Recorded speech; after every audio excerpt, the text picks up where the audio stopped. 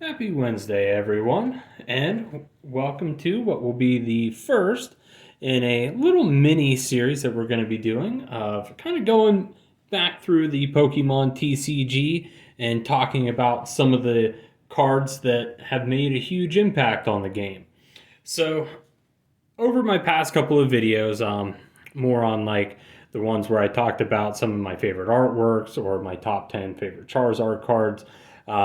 A couple of people had mentioned that they wanted to kind of see some stuff talking about the early eras of the card game.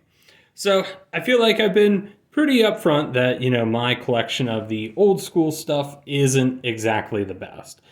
However, I do have the complete set of Celebrations. And Celebrations actually did a lot of reprints of some of the cards that have had a pretty huge impact on the game. So I figured we would actually, over the course of several videos, just kind of go through some of the cards that were printed in Celebrations that were based off of classic cards throughout the game. Just that way we could take a look at cards that have made an impact on the game, but I can also guarantee that I have them so that we can make a video on them.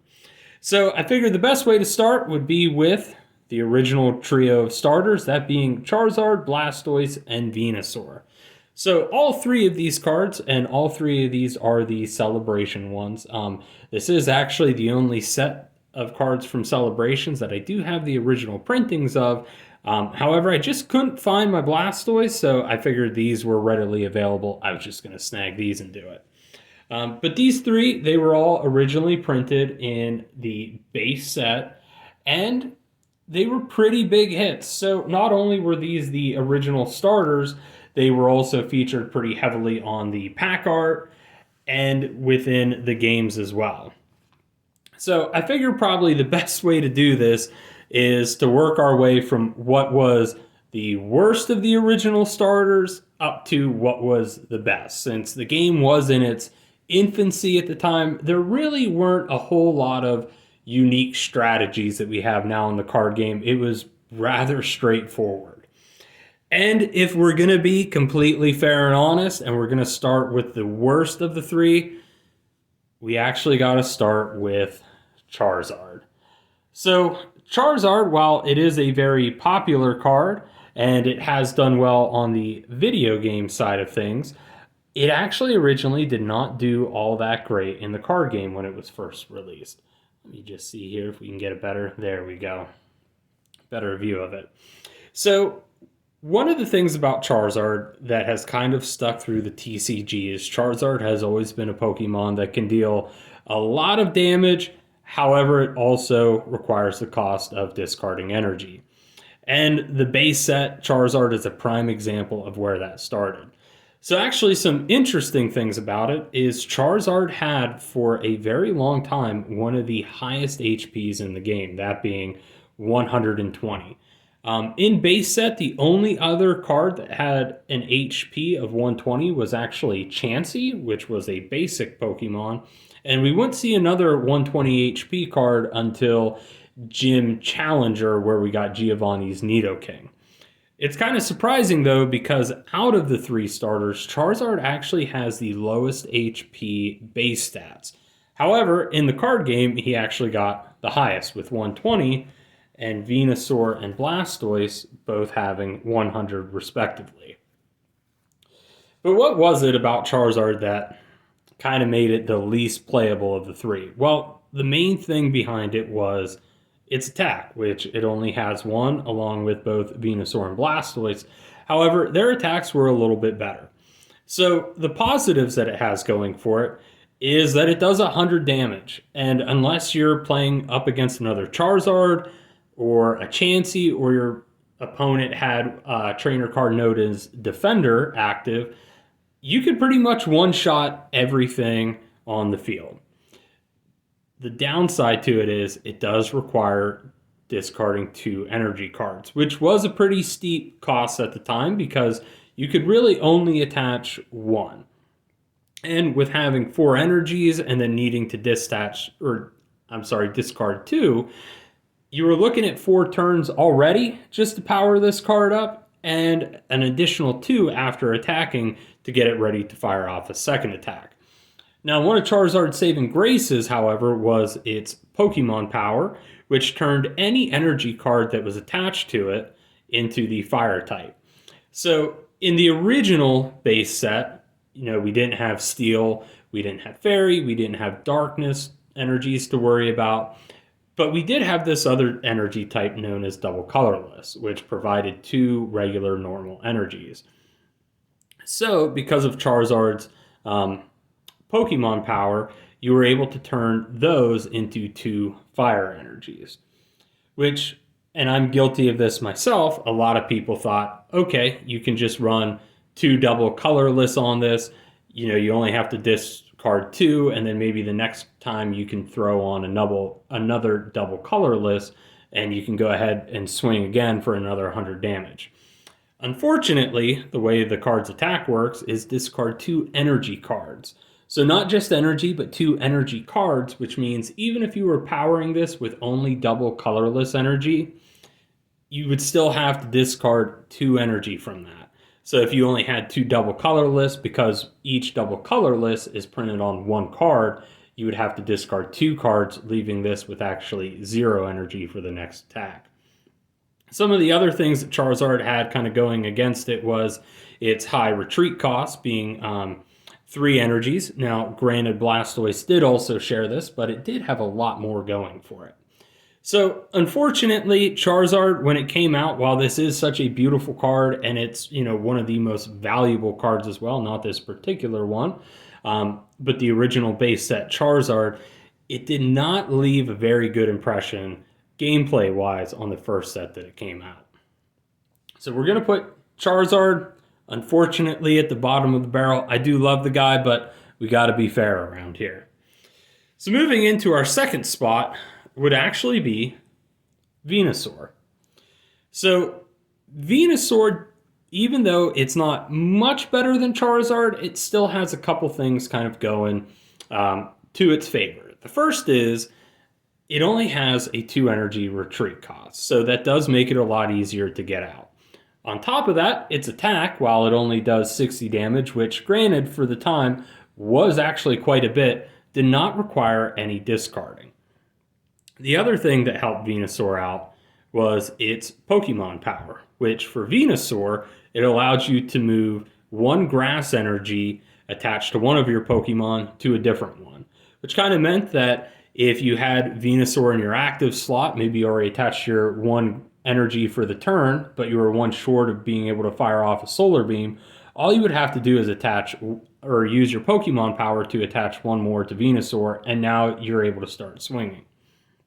So while that does help, one of the downsides to Venusaur that also kind of limited its play was the amount of trainer cards that were meant to really disrupt energies in the game. The big one being energy removal and also super energy removal.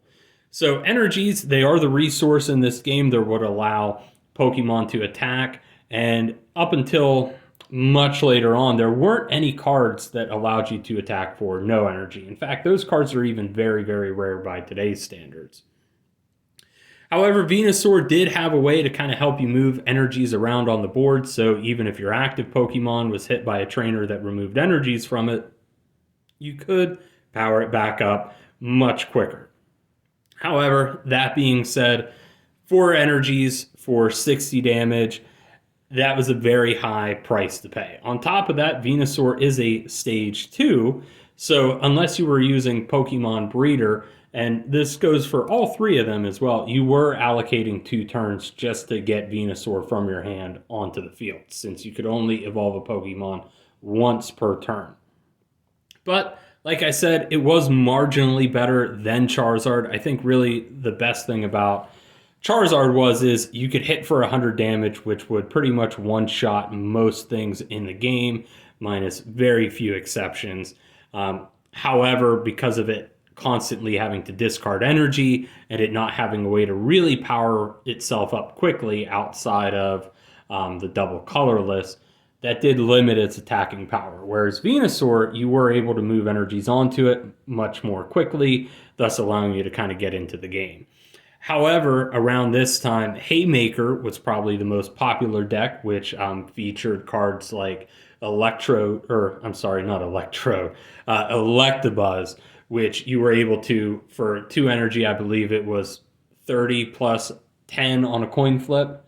And for only 2 energies and hitting for potentially 40 damage, that was pretty powerful. So having 4 to deal 60 without any other sort of effects, not the greatest attack. So we are going to put Venusaur, though, at number 2. And to bring us to the top spot was Blastoise. So Blastoise was actually the only card out of the original 3 starters that actually saw viable competitive gameplay in the card game. The main reason for that is, so even though we did kind of talk about how energy removal was real big, Blastoise had probably one of the best counters to these trainers, and that was with its Pokemon power, Rain Dance, which at the time allowed you to attach as many water energy as you could from your hand. So let's say you drew a hand, or you had 4 water energy in your hands. All you could have to do is use your Pokemon power, and you could technically play all 4 of those water energy directly onto Blastoise. On top of that, Blastoise also had a pretty good attack as well that did 40 plus. So we'll go ahead and we'll just read it on here. Does 40 damage plus 10 more damage for each water energy attached to Blastoise, but not used to pay for the attack's energy cost. Extra energy after the second doesn't count. So realistically, you are getting an attack that could do 40 to 60 depending on the energy that you have. However, you could power this attack up very, very quickly. And because you didn't have to primarily focus it on Blastoise, this could apply to all of your water type Pokemon, you could power up a field rather quickly. So even if you weren't planning on using Blastoise as an attacker, just as a support Pokemon, it had a pretty viable power through Rain Dance. So Blastoise decks, they were called Rain Dance decks, mostly because of the Pokemon power. They were very heavily played. However, like I said, Electabuzz was the main Pokemon at the time that was running around, Electabuzz and Hitmonchan, that is, which was actually another positive in favor of Charizard, having a resistance to fighting. Blastoise was weak to Electabuzz with its weakness down here, showing electric and electric type moves doing double damage. So that is kind of the one downside. However, its ability to kind of flood the field with resources was so strong that despite having a weakness to one of the most popular cards, Blastoise was still played pretty heavily. And it's deserving of the top spot out of the original 3. So I know this was a pretty short video compared to what we normally do. However, I just thought it was kind of a fun way to talk about some of the different cards throughout the game, and of course starting us off with the original starter trio. But we will be going through the rest of the celebration reprints and that, just to kind of talk a little bit more about the TCG history. I do know we'll probably be doing multiple cards at a time. I figured 3 would be a good place to start, also because these 3 are the original starters. It just happens to work out that way. But if you did like the video, be sure to hit like, subscribe, and leave a comment if you would like. If you didn't like the video, but you still made it this far, again, as always, I'm still appreciative of you watching, and be sure to stay tuned for more Pokemon content. Thank you, everyone, and have a good rest of your week.